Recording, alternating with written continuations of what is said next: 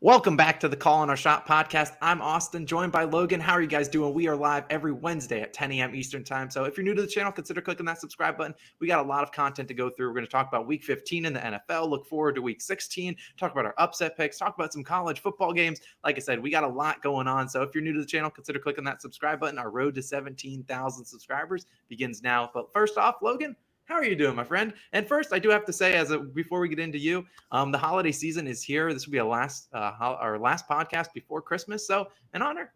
If you're celebrating Christmas, I'll be celebrating with you today, and I'll be wearing my Santa hat going forward. But Logan, how's it going? You're already enough of a meme. Just putting on the hat just makes me laugh. I don't know how I can sit here and should I flip it inside out for a little rally cap? If I were in a bad streak for the NBA, oh my gosh, the rally! See the rally cap days.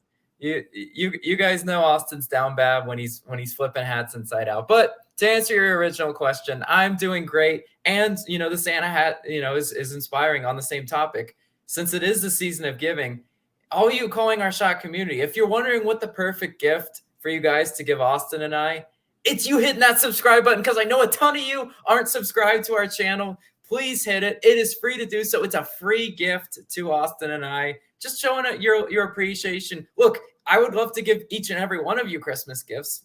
Maybe I can one day. When calling our shots on the moon, maybe we can do that. But that is true. Nonetheless, we appreciate you. How are you doing, buddy? I'm doing pretty well. It's been a good week in the NFL so far, as we are recording this before the Tuesday night football games start. So we just started. The games actually just kicked off. So we have no idea what happens in those two games. We'll talk about it probably next week, and maybe we'll assess, the futures of both of those teams. Hopefully no injuries or anything happens. But I'm pretty good. We got a lot to go through. Like I said, Christmas is coming right around the corner. All the holidays. The New Year is only 10 days away. It's been ridiculous. I'm looking forward to doing my year recap of the Call on Our Shot channel, because just a spoiler, I believe a year ago today, we were sitting at around, 23 subscribers. So the fact that we're at 17, almost 17,000, unreal. We appreciate everyone. Logan is right. If you can get us one gift, it's hitting that subscribe button. And if you want to give us an icing on top, become a COS All-Star today. We appreciate all the All-Stars out there that are really helping us out and growing this channel. Yes, but absolutely. Me personally, I am great. Couldn't be better. No, I love how you give some love to our COS All-Stars. I feel like, unfortunately, since I don't do my daily baseball videos anymore, I can't shout them out all the time. But the COS All-Stars are the true MVPs of the community. If you're wondering what it is, look for the little join button on our channel, and you won't regret it. 100%. And, we do want to start amping up the COS All-Star perks and stuff. So we might have, we might have some merch coming in the next month or two. We're still working on it behind the scenes, but maybe we'll be able to give away some of that to our COS All-Stars that have been with us for a long time. So that's just a quick spoiler, but let's hop into it. Let's start talking some football, talk some questions from you guys, and we're going to get into the first one. It's our week 15 takeaways. Logan, I'm going to let you take this one away, and let me know what your biggest takeaway was from this weekend in the NFL. Yeah, so there was a few storylines, right? I could talk once again about the Packers. I could talk about the Buccaneers. We always talk about them. But I'd like to talk about the Dallas Cowboys, and I'd like to call out the Dallas Cowboys for being dumb. They are making numbskull decisions, and why the Cowboys are always a poverty franchise when it comes to the playoffs.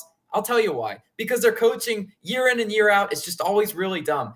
Take Mike McCarthy, for example. I think he is going to cost Dallas a chance of a Super Bowl. He's going to waste away a lot of the talent and schemes that they come up with. Why? Just because of dumb coaching decisions. And he has no responsibility for it, right? I'm not a Cowboys fan, but I can only imagine Cowboys fans, one of the biggest fan bases in the league, they've got to be calling for Mike McCarthy to just be like, what are you doing, man? Why are you not calling a timeout? And then after he shows no ownership of his mistake, like, I think, it was an ozone situation. What's an ozone situation? I don't know. I have an environmental science background. I know all about the ozone. I can talk all about climate change and the hole in the ozone. That has nothing to do with football here. Mike McCarthy, what planet is he on? Mars? I have no idea, but I know that when it comes down to crunch time, there's a few teams in the NFC specifically that I don't trust. Dallas is one of them. Teams with good records, right? Dallas is one of them, and the Cardinals are the other one. We saw they were exposed. Yeah, speaking of the Cardinals, which was one of my biggest takeaways, and I'll talk about them in a second. I feel like, and I guarantee you when I say this, maybe 1% of the audience understands, but there's something that Jimmy Fallon does, obviously Saturday Night Live, or not, well, Saturday Night Live icon, but hosts his late night talk show. He does something occasionally where he tells famous athletes or coaches to sneak in random words in their post game press conferences. Feels like ozone was his one for Mike McCarthy. Just like, hey, you got to say this because he always gives people random words and they always just kind of work it into their Yeah. press conference.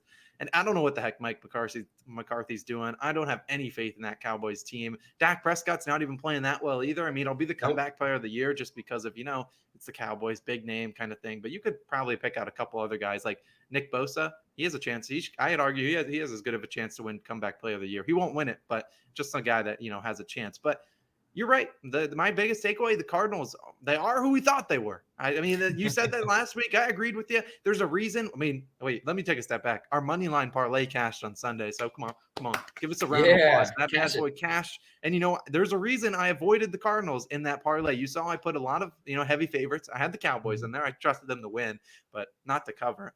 So I had the Cowboys. I had the Bills. My sketchy one was the Steelers. Then my last one was the Packers, who really made us sweat on that last leg. But yeah, there's a reason I avoided the Cardinals. It's because I don't trust them at all. I don't trust Cliff Kingsbury. I don't trust Kyler Murray all that much. And that showed exactly what happened. They lose outright to the Detroit Lions. And so props to the Lions for continuing to try hard and even win games Mhm. this far into the season. But it's just like, come on, what do you even do with the Cardinals? I mean, you if you're a fan of the team, you got to be happy with their progress so far this season, but then you also got to be disappointed because you probably had such high expectations. Now you're just faltering away. We don't know necessarily what the Rams do tonight. They could very well be Mhm. tied for the division lead by the end of tonight, and maybe they are. And it's just hard to be a Cardinals fan so far. And I root for Kyler Murray, but this team's got a lot of injury, a lot of things they have to solve, and it starts with really DeAndre Hopkins not being there. I mean, you saw that happen. I Yeah. mean, AJ Green is who AJ Green has been the past 4 to 5 years. And I mean, Zach Ertz has been a promising, they're probably pretty thankful they went out and traded for him. But golly, what do Mhm. you do as a Cardinals fan? Yeah, no, I mean, truthfully, if I'm a Cardinals fan watching, I'm disheartened at that effort with Detroit. You know why? Because these are pro athletes, and they don't necessarily always wear their emotion on their sleeve, right? You watch college football, dumb penalties, and the athletes show their emotions to me more often. But I saw terrible body language from the Cardinals. Kyler Murray. Every single turnover that he had, every single bad missed pass, the receiver wasn't running around the receiver wasn't running the right route. And Kyler Murray would just throw up his hands. He threw a pick, and Kyler Murray was literally too busy yelling at the receiver than to go make the tackle off the interception. It's things like that that tells me what the real identity and makeup of the team. The Cardinals. What I was saying, my biggest critique is they're not tough. Like they're just not a tough football team. I don't think Cliff Kingsbury is all that good of a coach. And at the end of the day, Kyler Murray's a great athlete, but him just running around trying to make things happen all the time, that's not going to cut it in the playoffs. You just have to have an identity. You have to, if it's going to run through James Conner, make it run through James Conner. I know he's banged up, but I mean, now they're trying to get Chase Edmonds more involved. I don't know. That's a team that is significantly more worse than their record, right? There's teams in the NFL that you're like, maybe they're better than their record, but I think the Cardinals are a good hair worse than their actual record. An interesting comparison I just thought about, and this kind of goes back to last year. I'm not necessarily saying these are identical teams, they'll finish the identical way, but think about the Steelers last year. They were undefeated for so long. What did they go? Yeah. 8, 9, 10 and 0? But everyone knew they were kind of, the record scene. I mean, the Cardinals, I would argue, had, more like hype behind them. Like people thought, oh, this could really be their year. But you saw that Steelers team struggle the rest of the year. They really lost a lot of their final games. It's because they didn't really have much of an identity. They didn't couldn't really run the ball all that well. They like to throw it, but it's just, Ben Roethlisberger throwing it. It was just a mess. And yeah, it's kind of like this Cardinals team. They don't have that big of an identity. They don't have that number one go-to guy. Like Hopkins is that, even though they weren't using him necessarily as that all year, he still is. You have to respect him. You got to at least give him some coverage. And when the game's on the line, you need a guy to go get you a first down.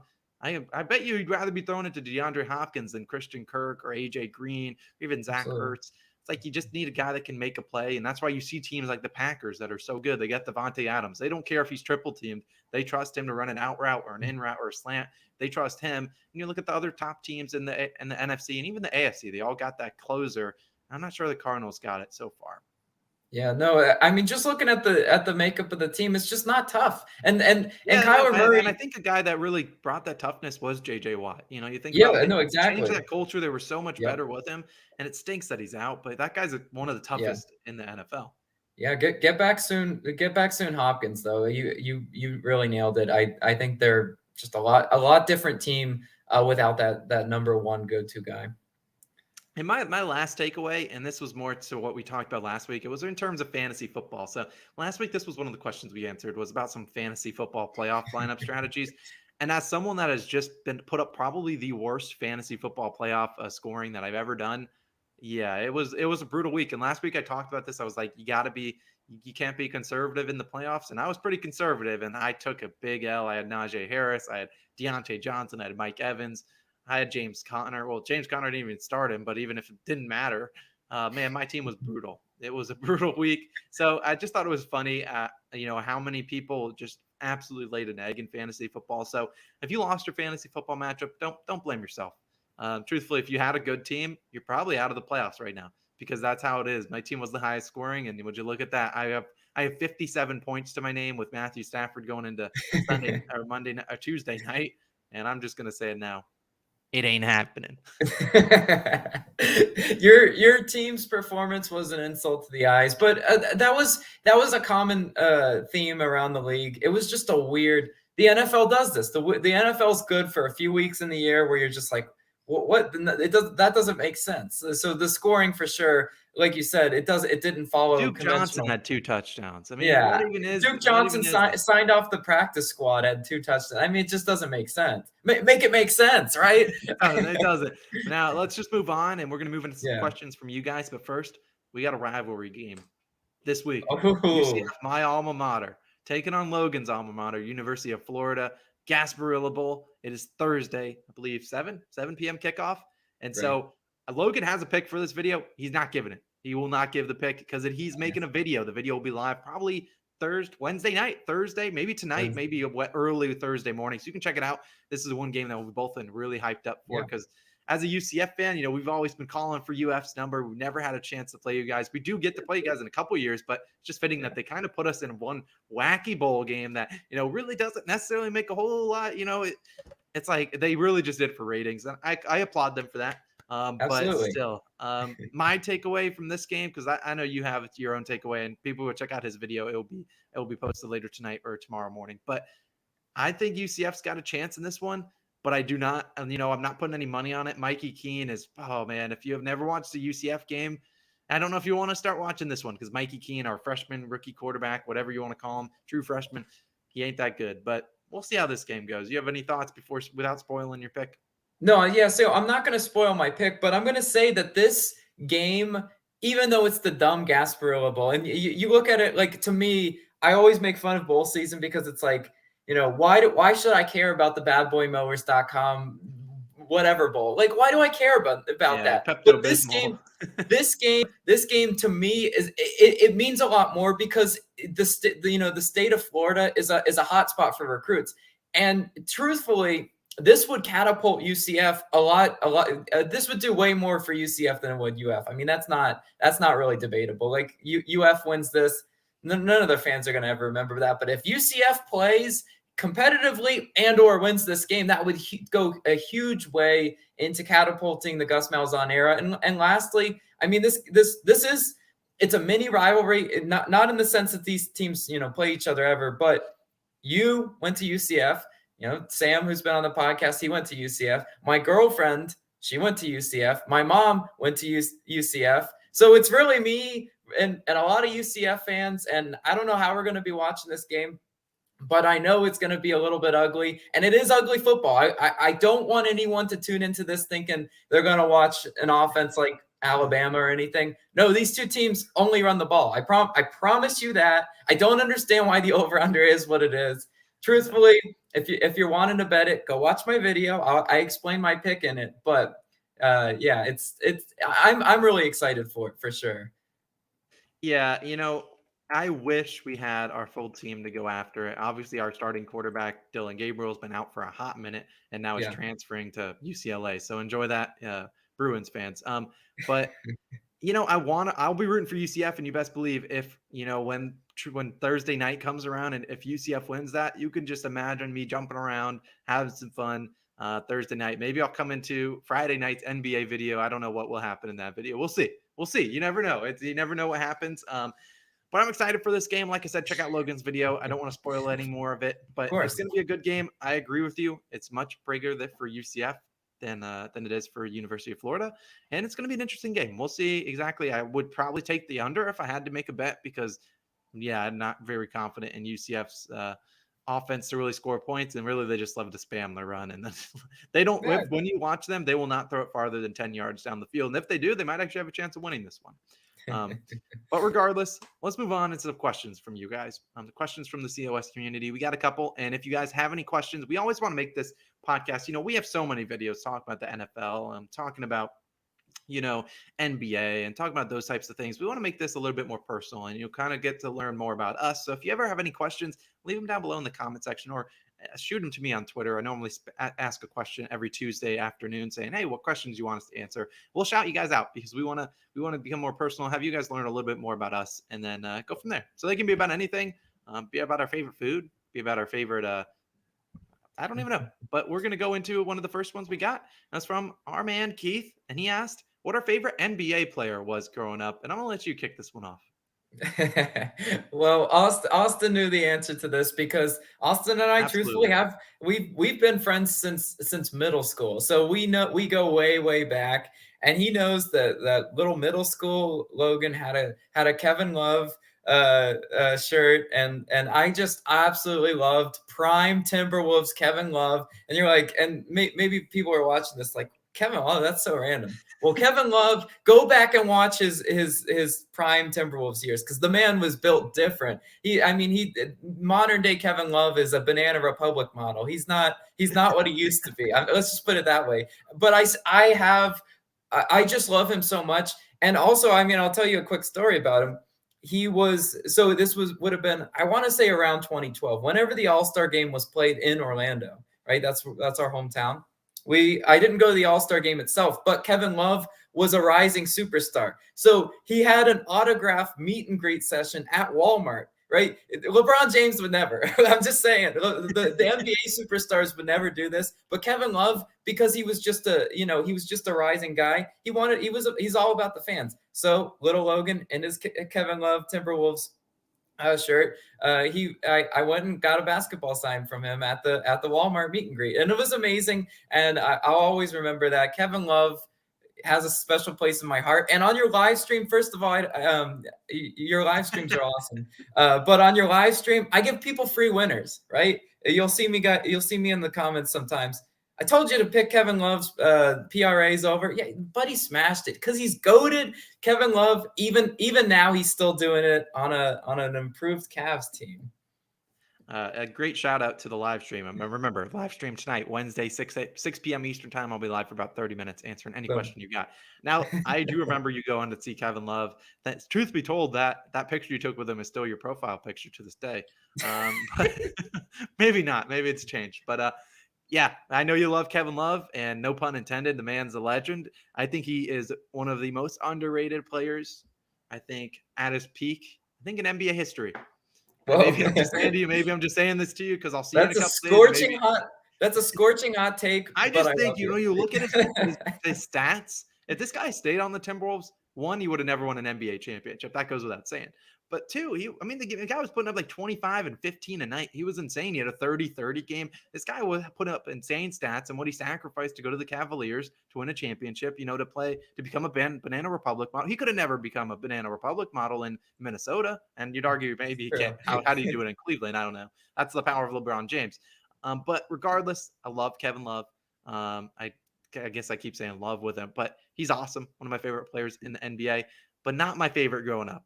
My favorite, and I'm sure you know this, Josh Smith.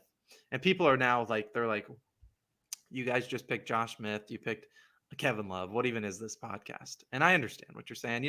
I really did like Kobe Bryant growing up. Rest in peace to the Hall of Famer, one of the best players of all time. But Josh Smith was just a guy that I just had an unreal love affection for. So if people don't know, I grew up in outside of Atlanta. So growing up, I was, had to watch this Hawks team, that had Josh Smith for the longest time, had Joe Johnson, the icon, ISO Joe, can't guard him. And Al Horford, all these guys, Jeff Teague, Kyle Korver, that iconic team that won, I don't know, so many games in a row one year and then had the best record in the NBA just to get absolutely just demolished by LeBron in the playoffs. But I love Josh Smith, and it's for a multitude of reasons. Not one. He could jump out the gym, and I think he won an NBA dunk contest. He's a legend. Number two, that guy, the steals and blocks that he put up per game, it was underrated. The guy was a great defender. And then number three, he wasn't the best jump shooter, but if he got hot, he was not missing those things. So I just love Josh Smith, one of the most, fun players to watch in NBA history. And so, I don't know, it's just a weird guy that I just had a lot of love for. Never got a chance to meet him. I have played actually I played at halftime of the Atlanta Hawks game before. Just not a humble brag. Jeez. Yeah, I love Josh Smith.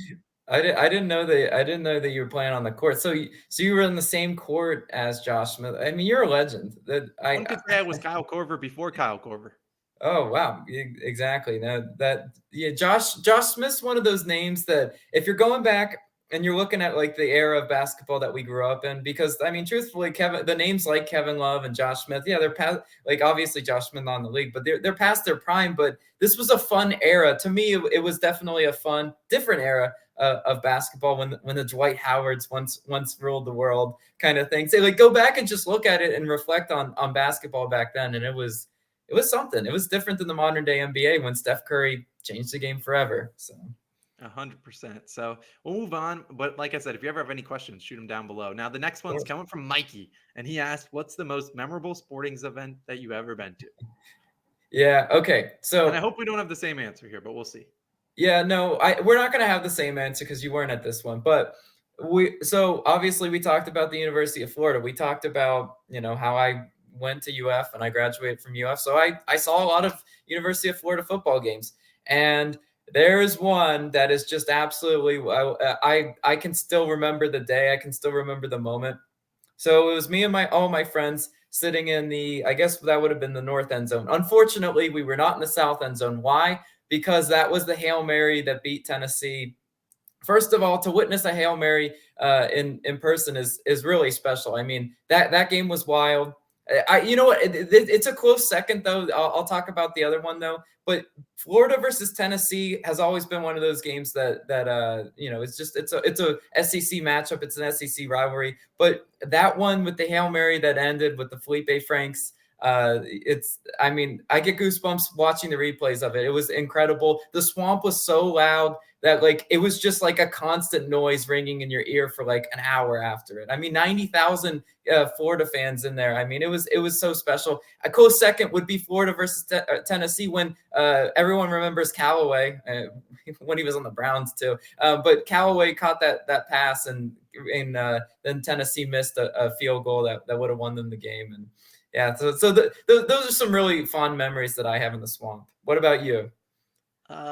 So I think two come to mind. One that I was not now I'll just say the one that I attended. And it has to be the UCF versus USF game from 2018.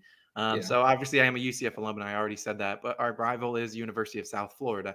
And we went to a game on Black Friday. We always play them every single Black Friday. This was one of our undefeated years. It was, I think, our second undefeated year where we were, super good. We beat Auburn the year before, and then this was kind of our repeat year kind of thing. And it was probably the best game I've ever been to. And that was because we were all there. It was me, you, we had like 8 of our friends. We were all up right next to the Jumbotron, ears bleeding because the audio is just like shing, shing, just right in your ears. But it was one of the best games I've ever been to. And it was because, it was a back and forth game. The final score was something in the 40s for each team. Yes. Back and forth, the over easily hit. But it ended with UCF. UCF gave up this long touchdown to have USF tie the game. And then on the ensuing kickoff, Mike Hughes, now a Kansas City Chief, and we'll talk about them in a little bit. And it just houses the kickoff return, 100-something yards, takes it to the house, and Mike Hughes has a what is it? Something in the cabanas. It was an iconic moment, and so that was definitely the best game. Just thinking about it gives me goosebumps. close second would be the next game right after that one. We went into double overtime with Memphis, and they missed a field goal, I think, to win the game or something along Mhm. those lines, and we ended up winning that one. And those were the final years of Scott Frost, the final 2 games of Scott Of Frost course. era. Um, tough to see him go, but Scott Frost, one of the best coaches ever. Maybe this was our first undefeated year. I don't even remember, honestly. We've been so good for so long. It's like I don't. Chill. No, and no. See, I was kind of reliving that as you were talking about it because I mean, my girlfriend also went to UCF. We all went to these games, and they were again. You and I think we're very spoiled to see some really good college football in our years. Going to our respective schools because I mean, I always pour one out for the people that go to like Kansas or like bad football programs. They never get to see anything like that. But the bounce house where UCF plays was absolutely electric. That stadium, it was. I don't know who engineered it, but stadiums shouldn't sway like that. The bounce house was swaying extra for both of those games, and it was. Then that's what makes college sports so great. Yeah, I couldn't agree more. I mean, college is great. The one game that I would like to note that I did not attend, that was probably the most heart wrenching, was probably our loss in the NCAA tournament to Duke and Zion Williamson. That was Oh, probably the hardest game. And I'm sure if you're a fan out there of a favorite team, you've been, and especially if it's like your alma mater and you were dedicated to the sports team, you've been there. You've experienced it, experienced some hard defeats. And that's just, that's college sports. Some games you have the highs, the lows, and that was probably one of the lows, but then we had some highs. It's great being a UCF fan. So we'll see how this Thursday game goes. Unrelated, kind of a segue. Check out Logan's video. But let's move in the final question that kind of segues back into the NFL and NBA. Was how we had a question for someone on Twitter. Don't remember their name. It's how should you approach betting with all these COVID issues? So I'm curious what your takeaway is because yeah, mhm. just give me your takeaway. Yeah, well, you and I've talked about this, even privately, maybe on this podcast. But again, waiting until the very, very last minute to place bets. Truthfully, you don't in today's NBA slash NFL, you don't obtain as much of an edge placing your bets at early. Not with these COVID concerns, right? It's you and I all things equal with the props and everything. How many times have you complained to me like? Oh, I had so and so's rebounds. Had I have known the other guy was ruled out with COVID, I mean that changes the way you bet a lot of these. So truthfully, I don't know how you have an answer other than wait till the last minute, right? I agree. There's really no better answer.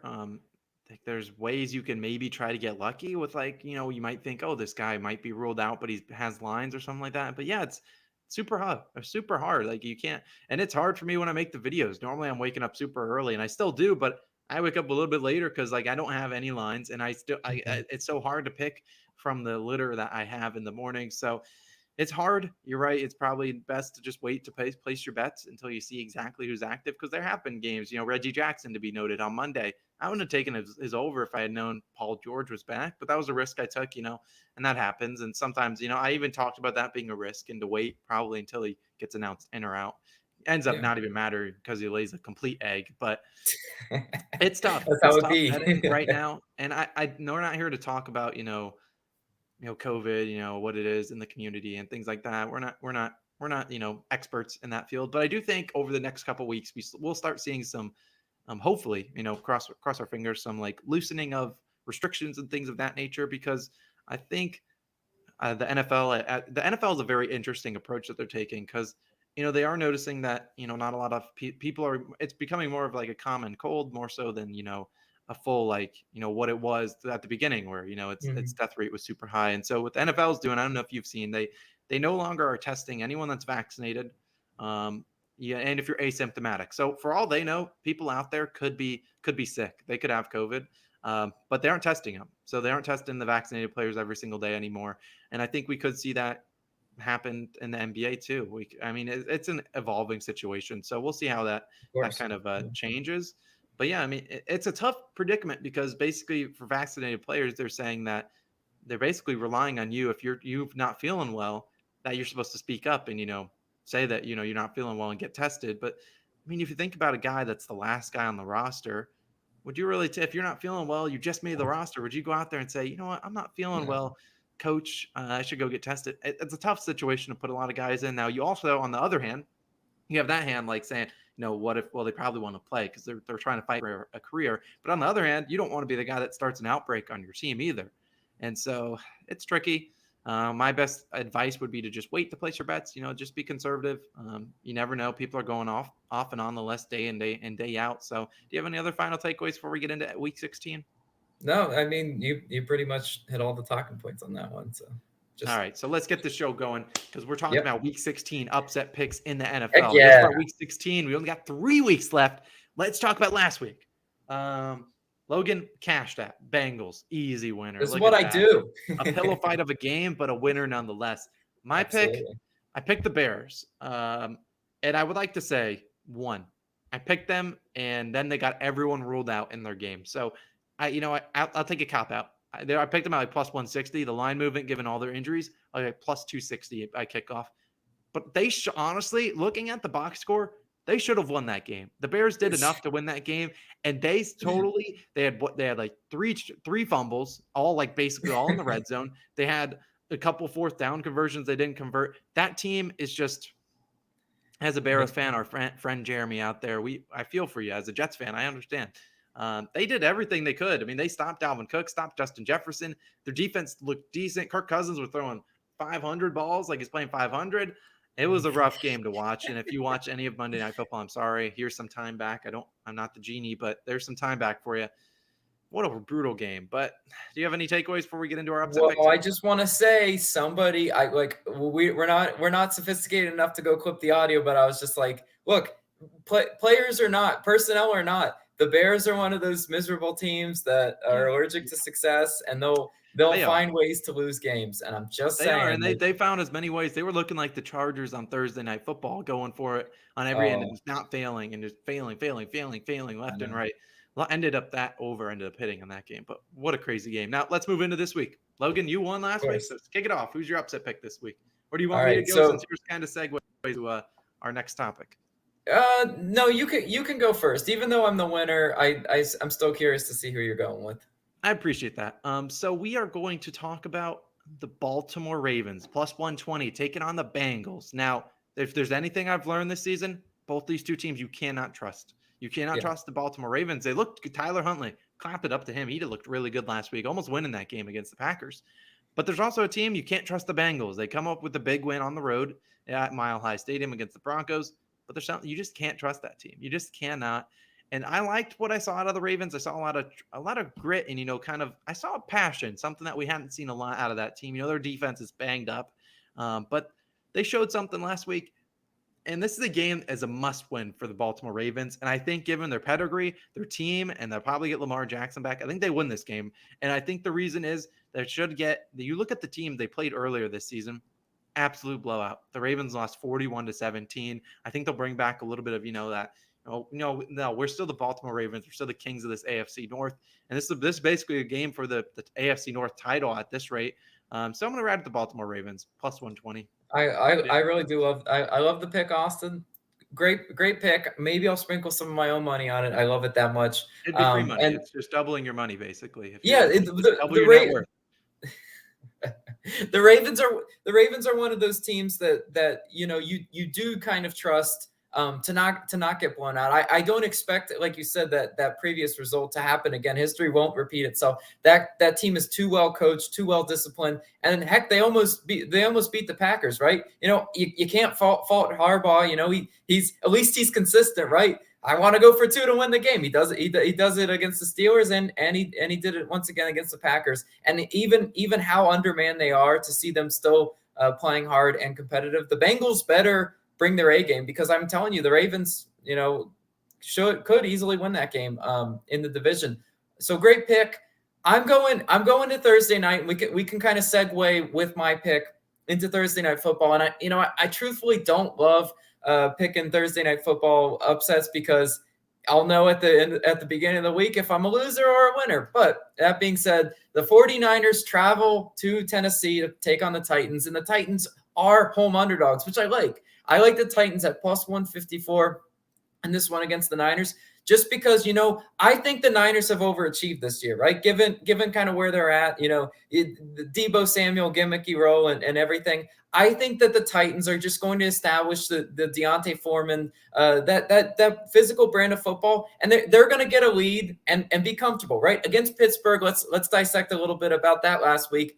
They did everything they could against Pittsburgh to lose that game. It was a true case of Tennessee losing the game rather than Pittsburgh winning the game. And I know you had Steelers in your money line parlay, so you're thankful for that. But truthfully, I think the Titans will keep it close. They'll keep it competitive. And being at home, the Niners traveling on a short week to Tennessee. I know Thursday Night Football is usually a bad football product because of the short week. I could see the Niners coming out and laying a complete egg at Tennessee. Yeah, my only concern with this game, and yeah, you're right. I got to say thank you to the Titans for selling that game. The Pittsburgh Steelers absolutely did not deserve to win that. No, They looked abysmal on offense. They might as well have been kicking it on first down, field goal or nothing, because that offense was terrible. When I look at this game, I think about a 49ers team that, they really are starting to get a groove. I imagine the public money will be on them tonight or on Thursday. I imagine the public will be on them because, they're starting to kind of, they lost a couple weeks ago against the Seahawks, but, they're really starting to establish that ground game, really get it going. But and you look at the Titans, the Julio Jones, and again, injured. And I don't know about A.J. Brown. I don't know what his status is. Can't imagine he plays. It's tough to really root on the Titans. They have been pretty good as an underdog. Granted, they were an underdog last week against the Steelers, given line movement. I like your pick. I like the value, plus 154. I could get behind it. I'm not a big believer in the 49ers and Jimmy Garoppolo personally. Their defense is decent. But it really comes down to Ryan Tannehill. He played one of his worst games of his Titans career on Sunday. So does he show up and show out and actually play a good game? He's got to at least be a little bit motivated. This is a big game for him in terms of playoff seeding. Still, they got the Colts breathing down their neck coming into the division too.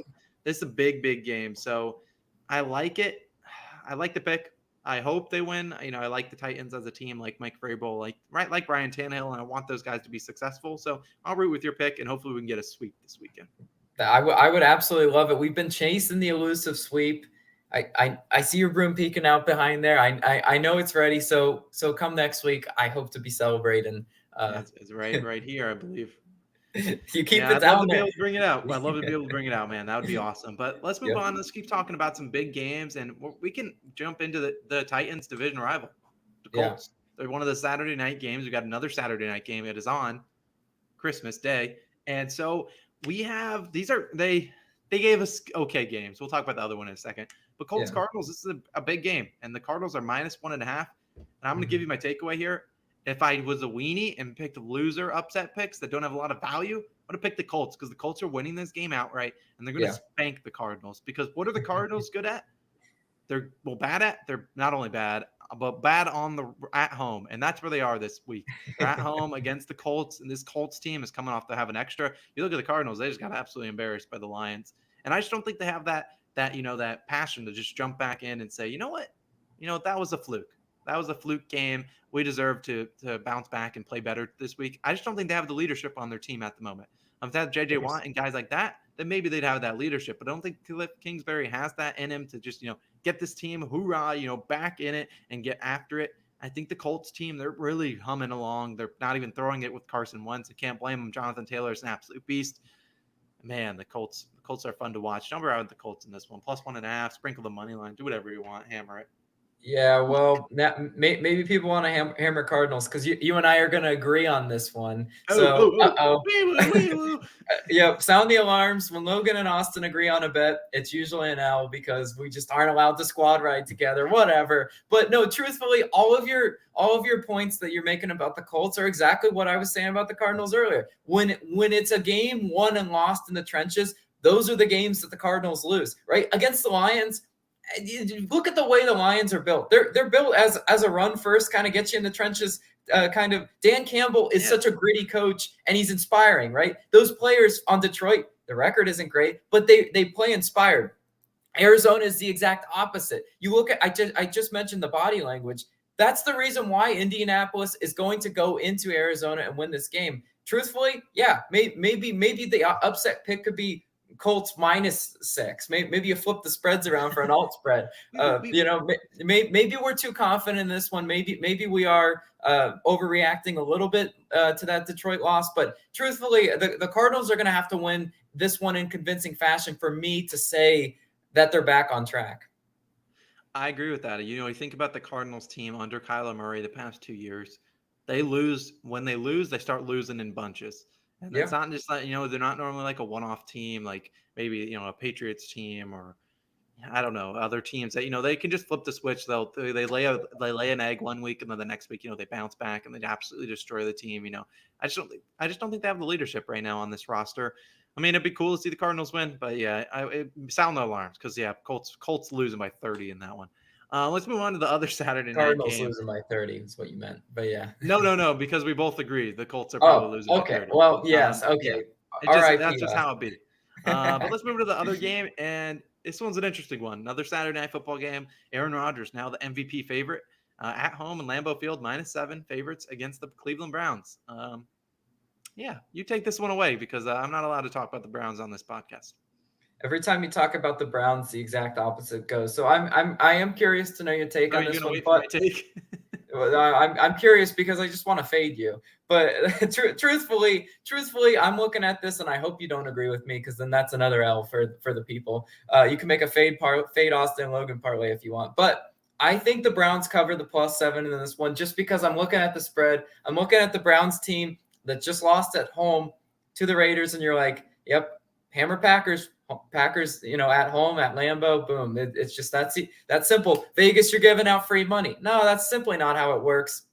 I think the Browns are going to play inspiring in this one. I mean, what's the formula to win though? It's gonna have to be a big Nick Chubb game. I mean, we know this. Like, it's gonna have to be a close, ugly type game. Maybe we get some weather factoring into this one. Don't know, but I mean, truthfully, that touchdown spread just seems way too good to be true for the Packers.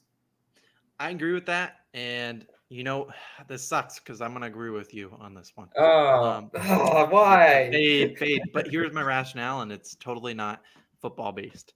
Right now, I'm looking at the teams against the spread record on the season. There's 2 teams that are 11-3 against the spread. Prior to last week, one team was 11-2. That would be the Green Bay Packers and the Dallas Cowboys. And knowing the sports books, knowing Vegas, they're going to see people that are just going to come here and say, Packers, wagon, going to keep picking them. And they're not covering this weekend. They just will not. Vegas won't allow them. It's just how NBA works. If you look at a team that's been terrible against the spread, suddenly they start turning around, starting to cover some games. I just think the Green Bay Packers, this is a smash spot for them. They're at home against a Browns team that just lost to the Raiders. This team stinks. Mm-hmm. They are literally I hate them. And I hate them so much. I'll take them +7. And I think they have a chance of maybe even squeaking this one out because you look at the way to beat this Packers team. And I just jinxed him. Maybe I jinxed him. You look at a way to beat this Packers team, keep the ball at Aaron Rodgers' hands. And while the Browns were very banged up going into that Raiders game, and hopefully they get some guys back for the Saturday game, short turnaround, but you got to beat them on the ground. And, we saw that team with the last week, the Green Bay taking on the Ravens. They struggled to stop Tyler Huntley, and he was just escaping left and right and just doing whatever he wanted. They weren't stopping the tight end. And not that the Browns have Mark Andrews, but they have decent tight ends, Harrison Bryant, David Njoku, etc. They didn't stop anyone. Their defense was terrible, giving up 30 points to Tyler Huntley. And so I like the Browns in this one. Plus the 7 points, too much for a road underdog. I don't the arrogance that you just picked the Browns annoys me. I'd like to flip to Packers -7. Too late, buddy. Too late. You've already locked your bet in. You cannot I catch hate up. that so much. You're such a fade when it comes to the Browns. Truthfully, maybe the public is maybe this is the public's Christmas gift that everyone's just like free money on the Packers. Hey, maybe that's what they're trying to do, but you never know. Let's move in. Let's move on to some other games. We're going to talk about Sunday Night Football, which is going to be. Dang, my little card did not update, but we'll talk about it. It is going to be the Washington Football Team are at the Cowboys, and right now the Cowboys are 10-point favorites. We obviously know you've talked about the Cowboys being an abomination of a franchise. But what is your takeaway on this game? Because last Sunday Night Football, we were absolutely laid an egg as the Tampa Bay Buccaneers Now I don't know if they covered 11 points, but you can't cover when you don't score any points. So yeah, what a weird game. Anyone who's picking player prop unders had themselves a night. I don't anticipate this one having the game flow of that. I think there should be plenty of scoring. Now, I would like to know injury concerns, whatever, for Washington. The unfortunate thing, like you said at the beginning of this video, I don't know what's going to happen in this Washington Philly game. So truthfully, I'm just looking at this number first off, and I'm thinking divisional opponent, right? The Cowboys did not look impressive at all versus the Giants. Really, against Mike Glennon, I mean, that's the best you can do. Cowboys, I mean, no, I'm not. I'm still not sold on Dallas. I told you the big takeaway I had. They need a statement win versus a divisional opponent for me to get maybe back on that Cowboys bandwagon. But if you're giving me Washington plus 10, I might want to take it just because Riverboat Ron's one of those coaches that they do play very well for him. They're a scrappyish team, sure. Probably big Antonio Gibson game. I'm sure you could agree with that. Yeah, have you ever wanted to turn $100 into $260? Because I got a mortal lock parlay for you. It is going to be the Browns plus 7, Washington football team plus 10. It is a can't lose, can't absolutely lose. This is an absolute smash spot for both teams. They're playing against the two teams with the best against the spread record, the Dallas Cowboys. And you're right, the Cowboys are due. They're losing this game outright. That is how confident I am. They might lose this one outright because Cowboys are due some humbling. And I have no idea what happens to the Washington football team on Tuesday night. So weird saying that. But I think the Washington football team have a chance here. They're getting a lot of guys back. And you look at the time these two teams just played a couple weeks ago, Cowboys were beating them to a pulp and then came storming back out of nowhere. The Washington football team, I think they know they can hang with this Cowboys team. I don't think they're scared of them. It's Sunday Night Football. We just saw the Saints come in and just beat the Buccaneers outright, despite being double-digit underdogs. I know they're different teams, but Washington football team, Ron Rivera will get them ready to go. Give me a plus the points, sprinkle on the money line. Absolutely. I truthfully hate when you and I's picks just keep lining up like this. Number one, it makes for bad banter because I can't disagree with you. And number two, we're just giving the people straight L's. So yeah, truthfully, when we watch this back, we might laugh a little bit at it, but I think Washington plus 10, that's a safe amount of points in a divisional game. Heck, I take that back. Scratch it, because I thought the Raiders plus 9.5 was a safe amount at Kansas City, and that was one of the most foolish plays I've ever made in gambling history. So you never know, but I feel like a lot of people, well, what do we always say the Sunday night motto is? People go chase. Could you see people chasing Cowboys? I've done it in my life too. Cowboys have played on Sunday Night Football. I've chased them before. Ended up with a juicy L on my record. So just saying, Washington. Is what it is. Yeah, Washington might not be a terrible bet to make in that. Now we'll see how that one goes out. So we're going to talk about two more games and we'll get out of here. Monday Night Football. I don't want to talk about this one, but we have to talk about it. Dolphins at the Saints -3, the hottest team. Well, second hottest team in the NFL, the Miami Dolphins. Winners of 6 straight games. They just came with a big victory against a very tough opponent in the New York Jets. So clap it up to them. A really great win. What do you take away on this game? Because you're coming with the Saints team that, big emotional victory. And now, they're only laying 3 to the Miami Dolphins. I want you to go first because I'm gonna fade you. So just go. Okay, go first. I am going to take the New Orleans Saints in this one. Now, Taysom Hill. Do I trust him? No. Short answer, no. But they are at home. They play much better at the Superdome. They'll have maybe be in the Christmas spirit. Probably be drinking a little bit this weekend. That's what they do in New Orleans. And they'll be feeling good. And so I'll be riding with the Saints because I think they got a good chance here. I'll have a separate video on this one. And maybe my stance changes as the day goes on or the week goes on. But I like them. The Dolphins have really overachieved. I just don't think they've beaten really any legit opponents. They just beat the Jets, and that game was closer than it should have been. And yeah, just, I like Brian Flores, but it's hard to go into the Superdome and beat him outright. Now you look at the Saints, that defense humming along. Now maybe this is due for a big letdown spot, and that could be exactly it because they're coming off that emotional victory. But give me the Saints in this one minus the points. Yeah, no, I'm glad. I really am glad you went Saints because I was thinking Dolphins the whole way. I like the way the Dolphins are constructed defensively, especially. I think that defense will travel to the Superdome. It is a tough place to play, as you mentioned, but their secondary, I mean, they're the Miami Dolphins. They don't get talked about like these other teams, but they're sneaky hot. As you just mentioned, they're one of the hottest teams in the league. So that defense like that always travels. And I also think the running game, getting Duke Johnson was one of the crazier storylines of at least the fantasy season, but also the regular season. I think it's a sneaky pickup because if you look at what to me one of the weaknesses of the Dolphins was, it was the fact that they had Myles Gaskin and that was about it, right? They lacked any creativity on the offensive side of the ball. And if you kind of give them a little bit of a two-headed punch with Duke Johnson, with Myles Gaskin, you know what? I assume maybe they're getting Jalen Waddle back for this game. He probably should be back. Devontae Parker. These are weapons that Tua will definitely now again. Caveat here: Tua can't throw any pick sixes, right? He made it closer against the Jets than needed because he was careless with the ball. Tua, take care of the ball. Just get it out to your security blanket, Mike Gesicki. Maybe we get a big Mike Gesicki game, but he will have a big game. I can guarantee you that he will get into the end zone. Because you're out of the fantasy playoffs. That's why. But I truthfully I do see the Dolphins being able for sure to cover that +3, maybe the outright win. I wouldn't rule that out one bit. I respect your pick. Now the final game of the week that we will talk about, one of the biggest ones, the Bills versus the Patriots. Bills traveling. Last time we saw these two teams play, I wish I didn't watch that game because that game was abysmal to watch. It was an eye scratcher. I don't even know what that means. But I'll give you a Patriots -2.5. They're at home. And you know what? I'm going to let you pick this one because I could really go either way on this one. Truthfully, yeah. You know what? And this is just for reference. This is just a random Sunday game that we picked out. If you want us to talk about who do the Jets play? Do you want us to talk about Jaguars versus Jets? You're going to become a COS All-Star, and probably you don't know. We don't talk about Lions, Falcons. You got the wrong guys. Here we're not talking about Chargers, Texans.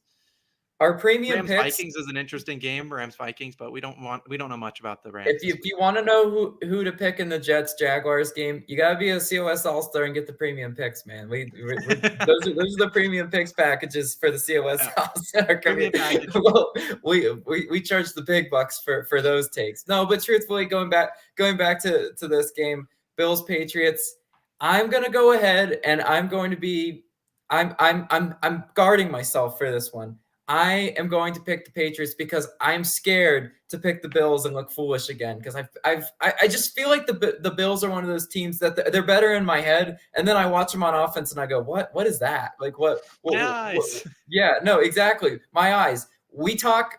I feel like the theme of this whole podcast was bad matchups. The Bills match up terribly against the Patriots, right?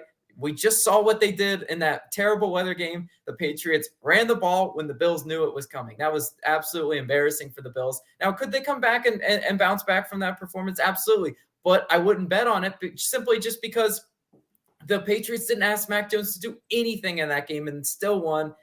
I feel like, some short to intermediate passing game for Mac Jones will be good enough. And I think the Patriots do squeak this out. Being in Foxborough to me is the key here. I like the Patriots at home. I love it. I love the pick, Logan. I love it so much. I'm going to join you.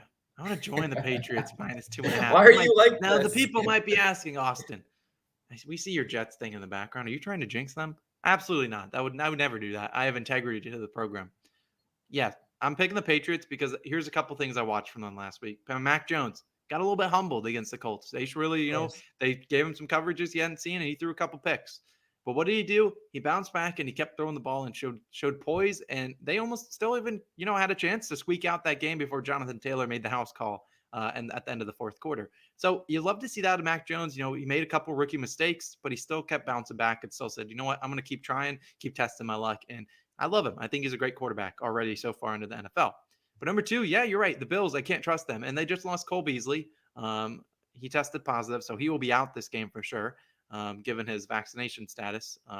But he will be out. And I just don't, I love Gabe Davis. I think he'll pick up the slack. Gabe Davis been getting in the end zones left and right, and hopefully he gets in again as a former UCF alumni.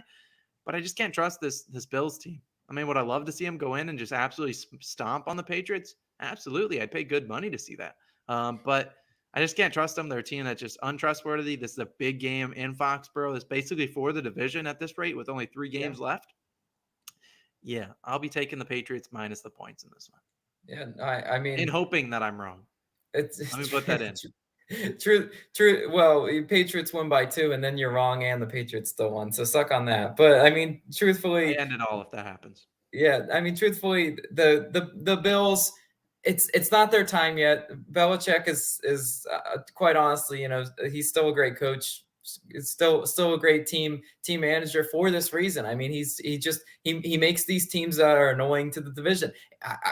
I would hate to be a Dolphins, Jets, or Bills fan because you just know that he's not going away. He's inevitable. There's a few death, taxes, and Bill Belichick. Those are all inevitable things. And yeah, it's just tough, but we'll see what happens. Yeah, we'll see. It's one of the bigger games on Sunday, but Of maybe my course. maybe my Jets get another win. We'll see about that. Jets are favored. This is a fake video. Taking on the Jaguars, so we'll see. Any closing thoughts as we wrap it up and we move on to Week 16, and we'll be back after this week. What are your final Um, closing thoughts?